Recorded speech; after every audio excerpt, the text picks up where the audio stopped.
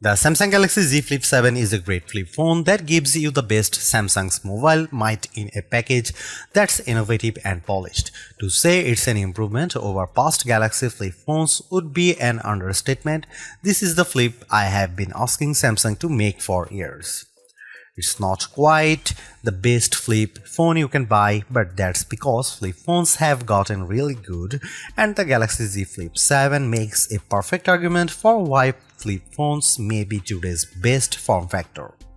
Think about it, what's better than a flip foldable?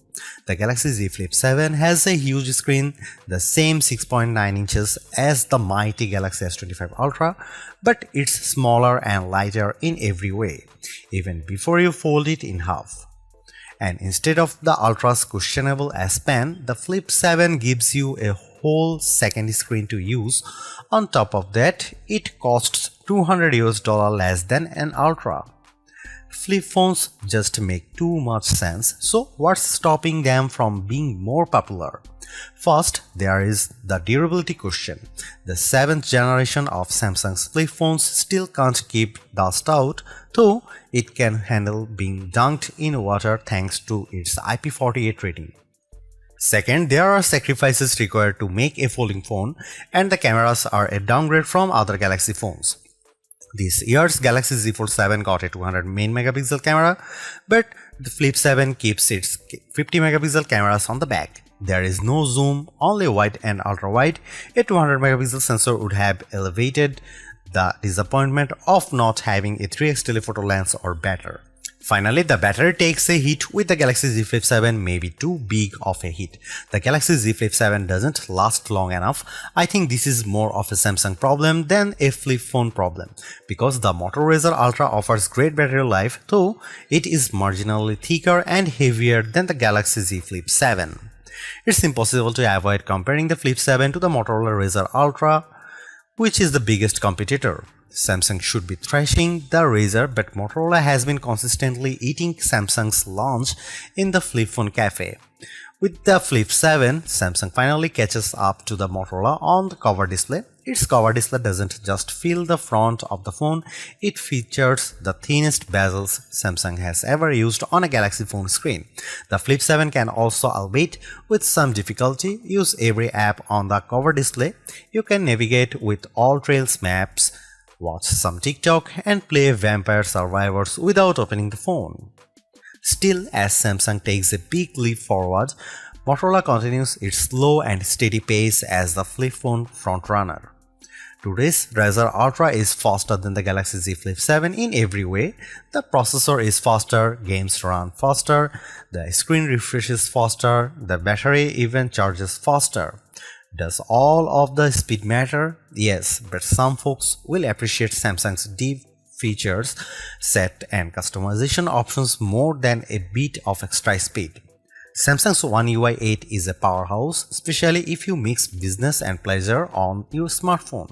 The Flip 7 also ships with Android 16, and this is the first time Samsung Foldable buyers haven't had to wait for an upgrade to the latest version of Android. Samsung promises 7 years of major Android updates and security patches, more than any competitor except Google.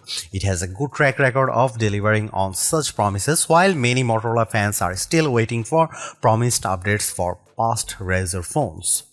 It is time to consider a flip phone? Absolutely, as you have probably noticed, I am a fan of flip foldables, and the Flip 7, with its versatile cover display, rock-solid design, and hefty set of features, offers more value than the sum of its parts. In fact, I think most people would appreciate the Flip 7 with its unique benefits more than other phones that don't make the small sacrifices. Ask yourself, does your phone need the tiny zoom camera? Wouldn't you rather have a phone you can slap shut and slip in your front pocket?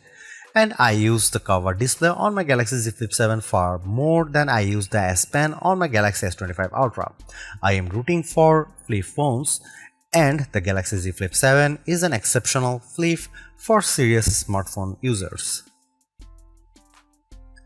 The Galaxy Z Flip 7 starts at $1,099, which is the same price as last year's Z Flip 6.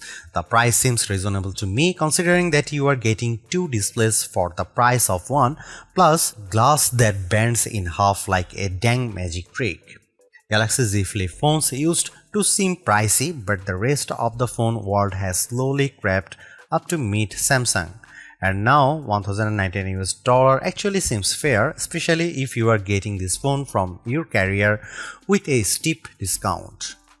The Galaxy Z Flip 7 costs more than an iPhone 16 Pro and less than an iPhone 16 Pro Max. It costs the same as a Google Pixel 9 Pro XL or Samsung's new and thin Galaxy S25 Edge. Most importantly, the Flip 7 costs less than the new Motorola Razr Ultra 2025 in the US, where the Razr Ultra starts at $1,299. At launch, the Galaxy Z Flip 7 only comes in 4 colors, while last year's Flip 6 was available in 7 hues. Mint and color red are exciting. Jet black and blue shadow are more staid. I wish Samsung would try something unique with its materials and finish, but it likes to dress the entire product family in the same sweater for holiday portraits, so all the Galaxy phones look alike finish-wise. While Samsung admitted that the Galaxy Z Flip 7 would use its own Exynos 2500 processor instead of the Snapdragon 8 Elite for Galaxy found in every other flagship Galaxy phone this year, it was like a record scratch moment from a comedy show. Rumors suggest this would have been the CPU inside every Galaxy S25 phone, but Samsung changed its plan late in the game on those phones. Instead, this new Samsung chip debuted in the Galaxy Z Flip 7.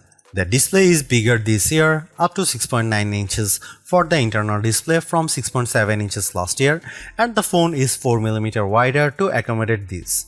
Otherwise, the specs are mostly unchanged from the Flip 6, 12GB of RAM, a 50MP wide camera, and a 12MP ultra-wide, Wi-Fi 7, Gorilla Glass Victus 2 on the back cover.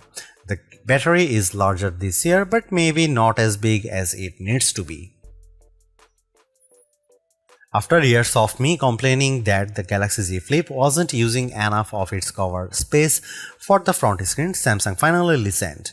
The 4.1-inch screen on the front of the Galaxy Z Flip 7 takes up every possible inch. Samsung says it has the thinnest bezel ever on a Galaxy phone.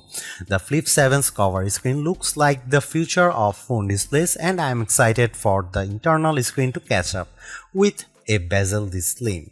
Otherwise, the phone is a standard 2025 Galaxy model. It has flat sides with the power and volume buttons on the right.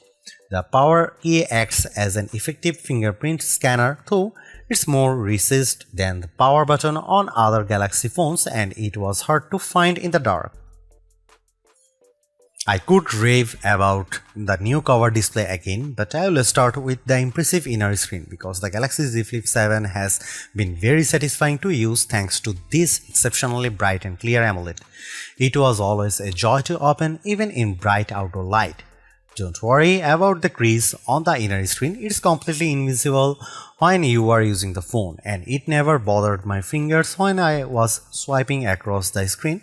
After all these years, it still feels like a magic trick to fold a piece of glass in half, and it still shocks friends who haven't seen a Flip Foldable in person before. The Galaxy Z Flip 7's cover display is, as I have mentioned, also spectacular.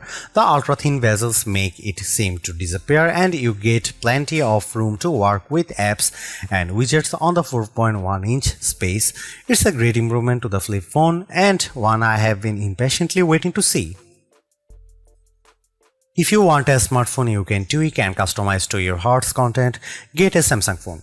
If you prefer something simpler, you can still grit your teeth and ignore most of the settings, the pop-up features, and the extra steps required to make things work.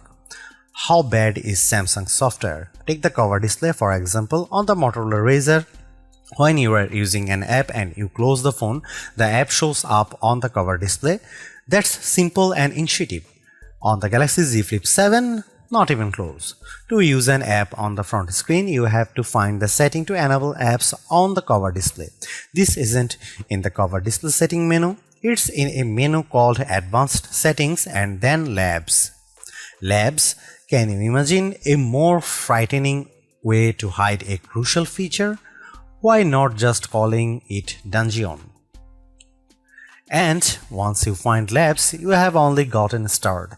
You can enable a few pre-selected apps to work on the cover display, Maps, Messages, Netflix, or you can download another widgets called Multistar from the Galaxy App Store.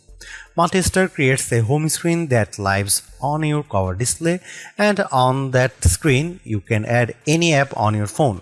On the cover, you swipe to the Multistar screen and tap the app you want to open. Unfortunately, you can't set any of these up on the cover display itself. You can't even add widgets to the cover display without opening the phone.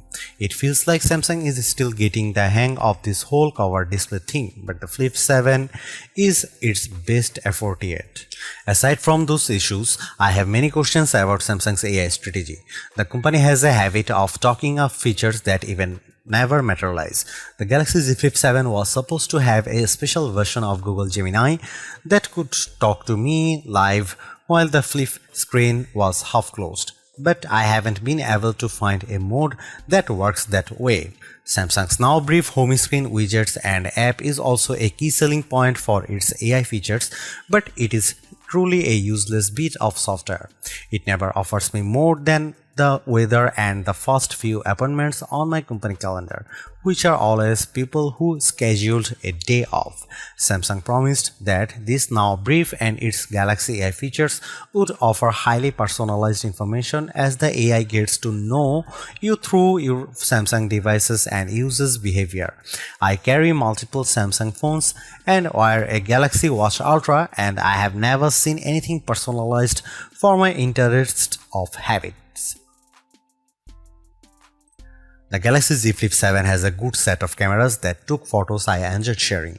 Images taken with Samsung cameras usually pop with bright colors and a highly sharpened look, but I have noticed on the last couple of phones that Samsung has been toning down this artificial look for a more natural photography style closer to what the iPhone produces. I am all for it.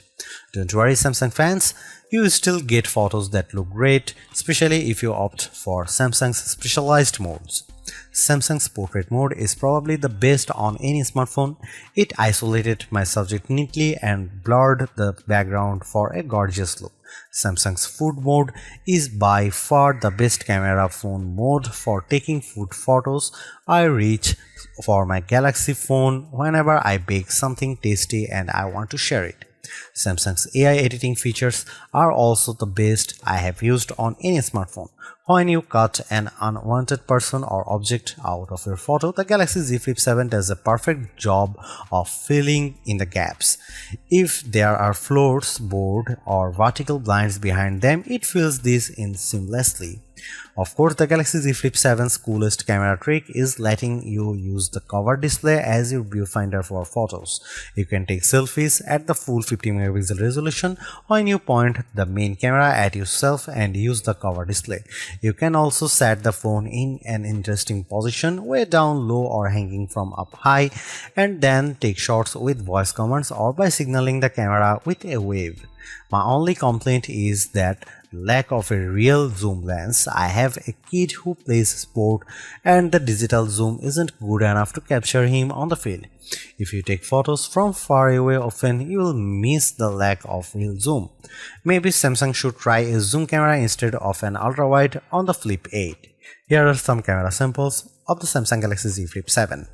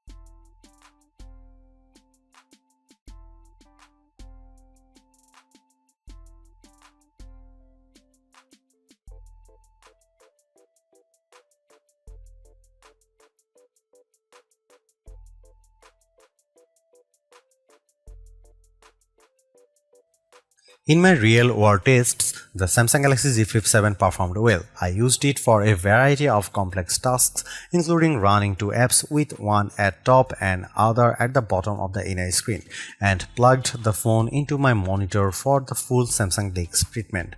I like Samsung DeX because I have all of my work accounts for email, Slack and Google Drive on my phone, so when I use my phone I don't need to log in again as I do when I use my laptop.